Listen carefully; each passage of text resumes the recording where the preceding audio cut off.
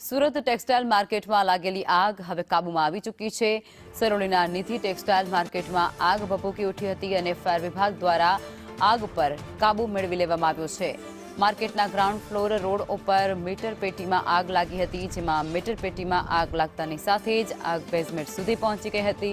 માર્કેટના સાધનોનો આગ કાબૂ લેવા માટે પ્રયાસ પણ કરવામાં આવ્યો હતો। માર્કેટના વોચમેન અને મેન્ટેનન્સ વિભાગ દ્વારા પ્રયાસો પણ કરાયા હતા।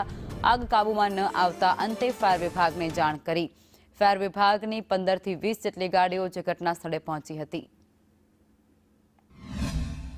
સુરત ટેક્સટાઇલ માર્કેટના સારોલી વિસ્તારમાં આવેલ જે ટેક્સટાઇલ માર્કેટ છે, નિધિ ટેક્સટાઇલ માર્કેટમાં જે બરોબર રાજ ટેક્સટાઇલ માર્કેટમાં આવેલી છે, એ બાજુમાં આવે છે નિધિ ટેક્સટાઇલ માર્કેટમાં સવારે 7:30 વાગ્યાની આસપાસ આગ લાગી હતી। ત્યારે તમને જે દ્રશ્યો બતાવીશ કે જે રીતે ફાયર અધિકારીએ જણાવ્યું કે હાલ તો આગ કાબૂમાં આવી ગઈ છે, પરંતુ મીટર पेटीમાં शॉर्ट सर्किट થવાના કારણે આગ लगी थी। करीबन 7:15 पे आग लगी थी। पहले तो थोड़ा सा धुआं हुआ, फिर हमने आके देखा तो हमने यहाँ पे मतलब फायर सेफ्टी से दिया तो हमारे कंट्रोल में नहीं आई, क्योंकि ये पावर है ना, इस पे पानी डाल सकते हैं। तो हमने फिर उसके बाद देखा तो यहाँ पे फिर ज़्यादा धुआं होने लगा, तो फिर हमने फायर ब्रिगेड वाले को फ़ोन किया।